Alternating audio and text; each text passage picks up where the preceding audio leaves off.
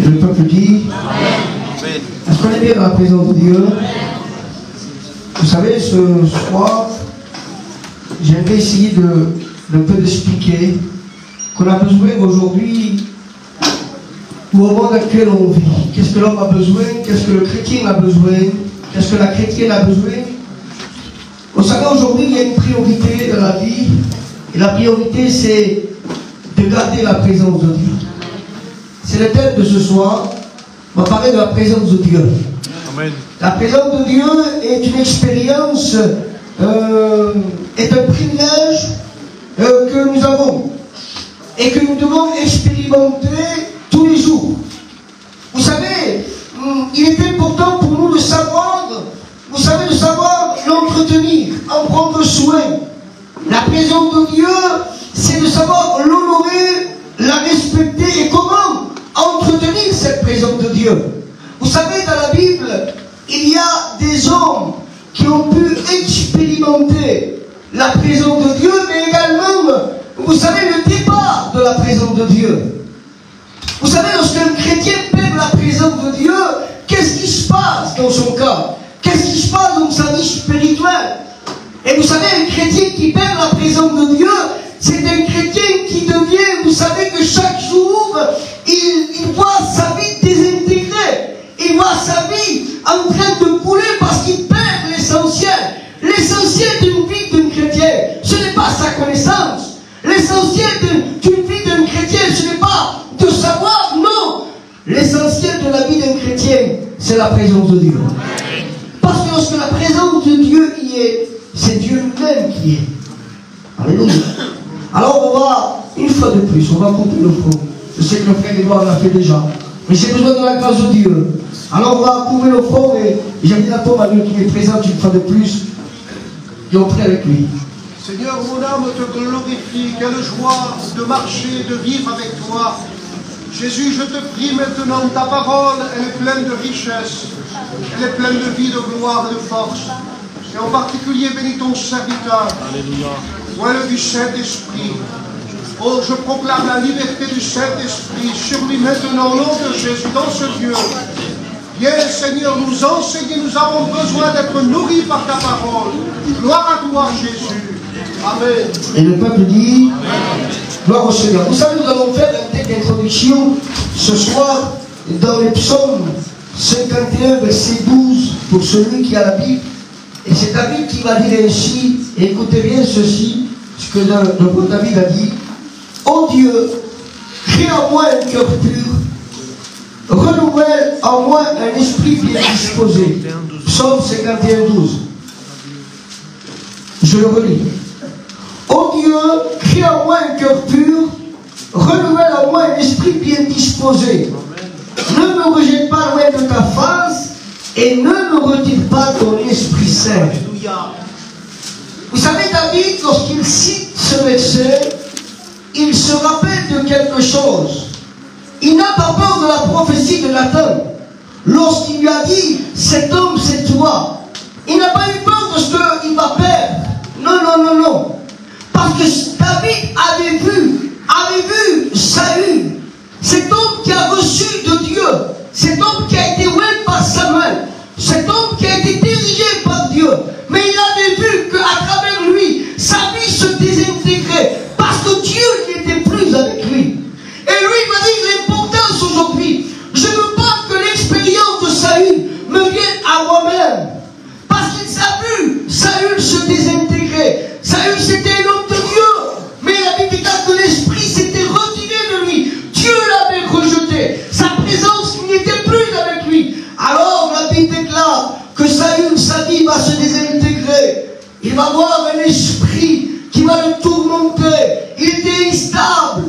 Et voilà ce qui se passe dans un cœur d'un chrétien, d'une chrétienne. Lorsque la présence de Dieu n'y est plus, il y a quelque chose qui se passe. Vous savez, lorsqu'on perd la présence de Dieu, il y a un esprit de tristesse qui s'installe. Un esprit de tristesse, un esprit, vous savez, de dépression. On déprime parce que Dieu n'y est plus. Vous savez, il y a de la jalousie qui s'installe un peu dans le cœur parce que Dieu n'y est plus. Il y a parfois, vous savez, des confessions souvent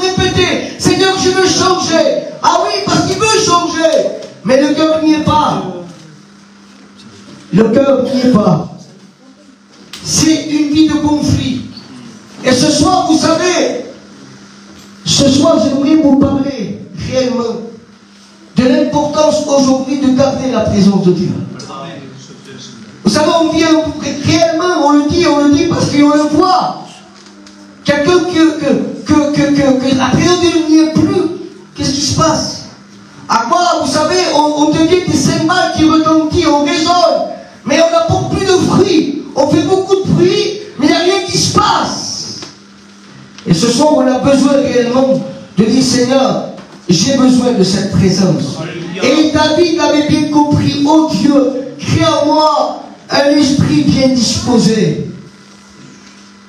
Il va dire ainsi, remets en moi un esprit bien disposé. Ne me rejette pas loin de ta face et ne retire pas ton Esprit Saint.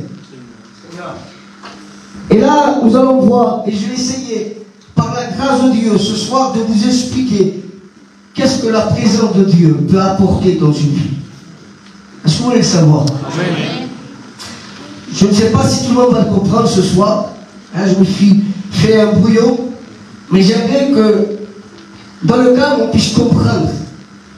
C'est que dans l'Ancien Testament, vous savez, lorsqu'on voit dans l'Ancien Testament l'organisation du camp d'Israël, vous savez, c'était tellement bien organisé. Ils étaient plus de 3 millions de personnes. Je ne sais pas si vous comprenez. 3 millions de personnes dans un désert. Vous savez, il était composé de plus de 600 000 guerriers, 600 000 hommes de guerre. C'était une armée atroce. Et la Bible déclare que même le prophète Balaam, lorsqu'il voulait maudire Israël, lorsqu'il est monté plus haut, il a vu le camp d'Israël. Là, seulement en voyant le camp, l'organisation du camp, l'Esprit Saint l'avait saisi. C'était quelque chose d'exceptionnel dans ce désert. Une nation, plus de 3 millions de personnes, des hommes par lesquels Dieu parlait. Et le leader de cet homme, de ce peuple, c'était Moïse. Et la Bible déclare que Moïse va dire à ce peuple, on va faire quelque chose. Lorsque vous allez vous déplacer, il y avait même une organisation lorsqu'ils se déplaçaient. Mais à quel moment ils se déplaçaient? À quel moment ils prenaient leur tente? La Bible déclare que ce peuple était guidé par une nuée. Le jour c'était une nuée et le soir c'était une flamme de feu. Lorsque la nuée bougeait, alors toute la nation d'Israël reprenait leurs tentes, reprenait leurs affaires, et ils attendaient que la nuée commence à marcher. Et lorsque la nuée marchait, il y avait des tribus, et Dieu va dire, tu vas mettre les tribus à l'ordre. Tu vas mettre devant de toi 6 tribus. Le tabernacle va être au milieu, et 6 tribus derrière. Il y avait 12 tribus d'Israël. Et là, on va voir qu'est-ce que la présence de Dieu peut apporter. Vous savez, avec Dieu, il n'y a pas d'hasard. Si Dieu fait quelque chose, parce que même le mot hasard veut dire volonté de Dieu. Vous voyez? L'hasard, ça n'existe pas. Et vous savez, il va dire, la première tribu que tu vas mettre devant de toi, ça va être Judas. Et je dis, Seigneur, la tribu de Judas, c'est vrai que Judas, ça signifie la louange. Mais Judas, ça a une signification. Parce que lorsque Aaron rentrait dans le tabernacle, il avait sur lui un pectoral. Un pectoral, ça veut dire qu'il y avait un carré, un morceau de tissu avec 12 pierres. 12 pierres précieuses. Et dans cette pierre précieuse, il y avait le nom de chaque tribu d'Israël. Et vous savez, la tribu de Judas, elle possédait une pierre. Et la pierre, c'était tout simplement l'escarboucle. Mais cette pierre, elle signifie quelque chose. Cette pierre, elle signifie la chaleur. Et je disais, Seigneur, qu'est-ce que la présence de Dieu peut apporter? Elle apporte la chaleur. Et qu'est-ce que la chaleur? La chaleur lorsqu'il y a une froideur spirituelle. La présence de Dieu n'apporte jamais une froideur spirituelle. La présence de Dieu apporte la chaleur spirituelle. Et vous savez, mes frères et sœurs, qu'est-ce qu'apporte la chaleur? Eh bien, la chaleur te permet d'être bouillant pour les choses de Dieu. Parce que la Bible dit que les tièdes, je les vomirai de ma bouche. Ça veut dire que la présence de Dieu, elle va te donner quelque chose.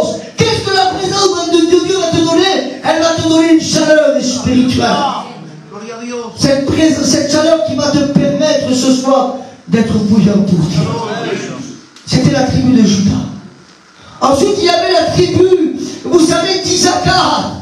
Et dans la tribu d'Issachar, on va lui donner également une pierre précieuse. Et la pierre précieuse, c'était la métisse. Et vous savez qu'est-ce que représente la métisse? C'était le rêve. Un rêve. Et vous savez, quelqu'un qui rêve, c'est quelqu'un qui a de l'espoir. Le diable ne veut pas te donner de l'espoir. Le diable ne veut pas que tu aies un rêve. Parce que le rêve nous porte un sens à la vie. Le diable enlève le sens de la vie. Mais la présence de Dieu est capable ce soir de donner un sens à ta vie. De te donner du rêve. Tu rêves dans les choses de Dieu.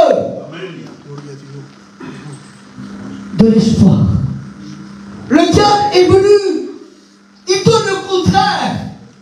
Le diable, vous savez, il se plaît lorsqu'il n'y a pas de sens à une vie. Le diable se plaît lorsqu'il y a du désespoir dans une vie. Mais la présence de Dieu ce soir veut t'apporter de l'espoir. Il veut t'apporter un rêve. Et dans ce rêve, il y a une réussite. C'est ce que Dieu veut te donner ce soir. Il y a également, mes frères et sœurs, la tribu de Zabulon. Et Zabulon également, il va avoir une pierre précieuse. Et cette pierre, c'était le chrysolite. Et vous savez, le chrysolite représente la sanctification. C'est ce que la présence de Dieu peut apporter. Elle apporte la chaleur, elle apporte le rêve, mais elle apporte également la sanctification. Et qu'est-ce que la sanctification? Ça veut dire te rendre saint. Un caractère sacré. Elle te rend noble. Elle te donne une place au-dessus de toutes choses. Voilà ce que la présence de Dieu veut te donner. Non pas simplement il veut te donner la chaleur. Non pas simplement il veut te donner un rêve. Mais il veut te sanctifier, te mettre à part. Oh, et nous, on néglige cette présence. David avait compris le véritable sens de la présence de Dieu. Lorsque Dieu va parler à Moïse, Dieu était fâché. Il était fâché avec Moïse. Ça arrive que Dieu soit fâché avec toi. Ça arrive. Parce que notre attitude le fâche. Parce que parfois on est têtu. Ah oui, ça arrive d'être têtu. Et Dieu se fatigue. Eh oui, Dieu se fatigue. Et Dieu a dit, Moïse, je ne vais plus marcher avec toi. Mais j'enverrai mon ange. C'est pas mal. C'est pas mal. Si Dieu me dit à moi, j'enverrai mon ange, je serai content. Parce que Dieu dit, si je marcherai avec toi, je te consumerai sur la route. Et, mais j'enverrai mon ange. Il dit, quelle audace. Non, Seigneur. Comment non? Non. Si toi tu ne pars pas avec moi, je ne partirai pas de ce Dieu. Parce que ce que Moïse était en train de dire à Dieu, Dieu, Seigneur, je ne suis pas habitué à la présence d'un ange. Je suis habitué à la présence. Et vous savez, lorsqu'on est habitué à la présence de Dieu, la présence d'un ange n'est pas efficace. Alors, il y a la présence de Dieu.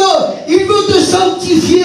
Il veut te placer au-dessus de toutes choses. Et bien sûr, il y avait 3 tribus et 3 tribus suivent derrière. Et la 4e tribu, c'est le Ruben. Ruben. Et Ruben, vous savez, il va avoir une pierre également. C'était la sardoine. Et vous savez, la sardoine, elle représente la vie. Ah, elle représente la vie. Écoutez bien ceci. La vie nous parle de croissance. Ça veut dire qu'il y a une naissance, il y a une enfance, il y a une adolescence, il y a une vieillesse, et il y a une mort. C'est la vie.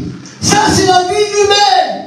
C'est la vie que nous pensons. Vous savez, nous, on est pour mourir. C'est la vie. Et j'ai bien appris dans la création. Lorsque Dieu va créer, la Bible déclare que Dieu va créer le premier jour.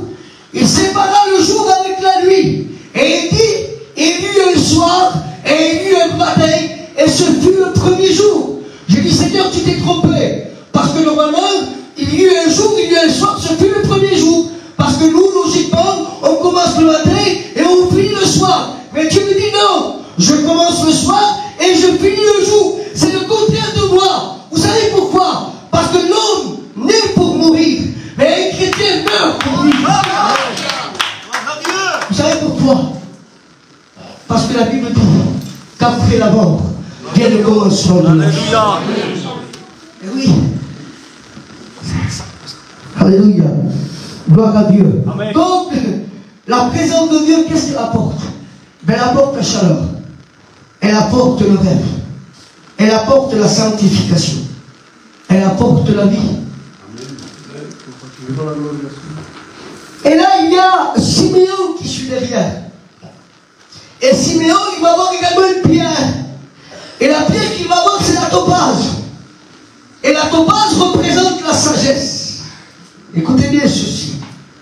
La sagesse, c'est la prudence de la conduite. Avoir la sagesse d'attendre, c'est identifier les pratiques qui nous conviennent en fonction de l'être que nous sommes. C'est ça la sagesse. Ça veut dire ça, je ne le fais pas parce que cela déplaise à Dieu. Je fais ça parce que cela plaise à Dieu. C'est la sagesse. Elle va identifier les pratiques qui sont nécessaires pour la vie spirituelle. La présence de Dieu te permet d'avoir de la sagesse pour savoir choisir ce qui est bien pour ta vie. C'est pour cela que David va dire, Seigneur, ne me retire pas ton Esprit Saint. Parce qu'il savait toutes les qualités qui en découlent de la présence de Dieu. Ah, il y avait également la tribu de Gad. Et la tribu de Gad, c'était la pierre de la opale. Et la opale, elle représente la joie. Voilà ce que fait la présence de Dieu. Elle apporte la chaleur. Elle apporte, elle donne du rêve. Elle sanctifie. Elle donne la vie, elle donne de la sagesse. Mais elle donne de la joie. La joie dans le service. Et après, vous savez, ces tribus, il y avait 6 tribus. Il y avait également là le tabernacle qui était pris par les Lévites. Et les Lévites également, elles ne comptent pas comme tribu, mais une pierre lui a été donnée. Et la pierre qui a été donnée aux Lévites, c'était l'émeraude. Et l'émeraude représente l'espérance. Voilà ce que fait Dieu. Tu as besoin de cette espérance. Tu as besoin de cette joie. Tu as besoin réellement de prendre en sérieux la vie de Dieu. Tu as besoin réellement, alléluia, d'avoir ce rêve dans les choses de Dieu. Et après, vous savez, il y avait Ephraïm et Manassé. Ephraïm et Manassé, c'est les 2 petits-fils de Joseph. Et vous savez, Ephraïm et Manassé comptaient comme tribu. C'était la tribu de Joseph. Et dans la tribu de Joseph, on lui avait donné la pierre, l'onyx. Et l'onyx, vous savez qu'est-ce que cela signifie? La sainteté. Voilà ce que fait la présence de Dieu. Elle te renseigne. Bien. Ça veut dire qu'il est conforme à la religion. C'est la fidélité de l'amour, Seigneur. C'est pour cela qu'on a besoin de comprendre ce soir réellement les valeurs de la présence de Dieu. Oui. Parce qu'un cœur qui n'a pas la présence de Dieu ne peut pas plaire à Dieu. Vous comprenez, mes frères et sœurs? Un cœur sans la présence de Dieu, c'est une vie qui est déjà vaincue. Vous savez, j'ai pris, dernièrement, un fils l'a parlé ce matin. J'ai remarqué que dans la présence de Dieu, il y a, lorsque nous, on n'y arrive pas, nous. Il y avait le Jourdain. Le Jourdain, c'était impossible de franchir. Impossible de franchir. Mais la dégâts que l'arche de l'alliance, l'arche, lorsque les sacrificateurs vont poser les pieds dans le Jourdain, tout d'un coup, le Jourdain va faire une ouverture de 25 km. Je ne sais pas si vous imaginez. Le Jourdain, il va avoir comme une petite montagne, vous savez, ça va se faire comme une masse de d'eau, et l'eau va, au lieu de couler dans cette rivière, il va passer par-dessus, sur la terre. Il va laisser sec. Vous savez, le Jourdain et l'arche de l'alliance avec les sacrificateurs, ils étaient au milieu du Jourdain, et ils attendaient que la nation d'Israël passe. Et lorsque tout Israël est passé, Josué va faire, vous savez, un petit autel de pierre, il va évoquer Dieu, et dès que les sacrificateurs vont poser leurs pieds sur la terre ferme, le Jourdain va reprendre son cycle. Et la Bible déclare que la présence de Dieu, il y a eu Ephraïm et Manassé, c'est cette tribu qui va remplacer Joseph. Et il y avait également la tribu de Benjamin. Écoutez bien ce soir. Ce soir, vous savez, la pierre qu'ils ont donnée à Benjamin, c'était la perfection. La perfection, voilà ce que Dieu fait. Il te rend parfait, il te rend saint, il te rend parfait. Il y avait la tribu de Dan. Et la tribu de Dan, on lui a donné le jaspe. Et le jaspe, le saphir, excusez-moi. Et le saphir représente la pureté. Vous savez ce qui fait de la présence de Dieu? Elle te rend pur, elle te rend parfait, elle te rend saint. Et les deux tribus dernières, c'était la tribu d'Azer. Azer, on lui a donné la pierre précieuse, le agate. Et le agate représente le bonheur. Et j'aimerais finir avec une dernière pierre. Et cette pierre, c'est Nephtali. Et Nephtali, vous savez, on lui a donné le diamant. Et le diamant représente l'invincibilité. Elle représente la protection, la solidité. Et elle représente la force. Aujourd'hui, tu as besoin de la présence de Dieu. Parce que seule la présence de Dieu peut te donner la chaleur, peut te donner du rêve, peut te sanctifier, peut te donner la vie, peut te donner la sagesse, peut te donner la joie, peut te donner la sainteté, peut te rendre parfait, peut te rendre pur, peut te donner le bonheur et peut te rendre invincible. Gloire à Dieu. Amen. Alors, si ta vie n'est pas dirigée par cette présence, David va dire, Seigneur, tu peux m'enlever tout ce que tu veux, mais ne me retire pas ton esprit. Parce qu'une vie chrétienne, sans la présence de Dieu, c'est une vie déjà vaincue. Parce que la présence de Dieu va te donner la victoire. Et lorsque toi tu vas dire, mais je ne peux pas, Seigneur, ah tu ne peux pas, mais là, le tabernacle est au milieu des tribus. Mais lorsqu'il y a le Jourdain, c'est elle qui prend le relais. Vous comprenez? Lorsqu'il y a le Jourdain, c'est elle qui prend le relais. Parce que la présence de Dieu, lorsque tes forces ne peuvent plus, c'est elle qui va combattre pour toi. C'est elle qui va te défendre. Tu as besoin de cette présence. Et comment, ce soir, comment avoir cette présence? Comment la garder? Parce qu'il y a des déclare que le frère, ce frère dit que Samson ne savait pas que l'esprit s'était retiré de lui. C'est un danger. On peut garder la présence de Dieu, mais on peut la perdre. Et ce soir, il y a une seule chose à faire. Moïse, lorsqu'il a dit, Seigneur, j'enverrai mon ange devant de toi. Dieu a dit, je ne vais plus marcher avec toi. Vous savez qu'est-ce qu'ils vont faire, le peuple d'Israël? La première des choses, ils vont se repentir. Ils vont ôter les dieux étrangers, les idoles. Et une fois qu'ils vont ôter les idoles, Moïse va mettre une tente dehors du camp. Et celui qui veut consulter Dieu, aller à la tente pour aller le chercher. Qu'est-ce que cela veut dire? Cela veut dire que tu as besoin d'un peu de te mettre à part pour que le ciel s'ouvre et que cette présence divine tombe sur toi. Et ce soir, j'aimerais te poser une question. Qui veut réellement de cette présence? Amen. On couvre le front auprès de Seigneur.